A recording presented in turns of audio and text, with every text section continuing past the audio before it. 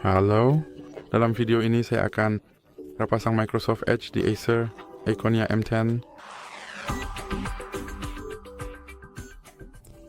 Jadi Anda harus mulai dengan membuka Google Play Store Anda, lalu klik pada kolom pencarian dan ketik Edge. Sekarang klik pencarian dan klik install.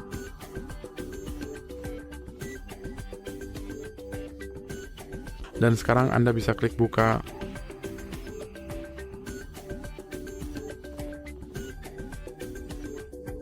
Dan atur browser ini sebagai default atau klik tidak sekarang.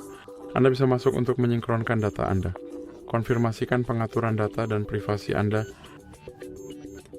Microsoft Edge terinstal dan siap. Itu saja video ini.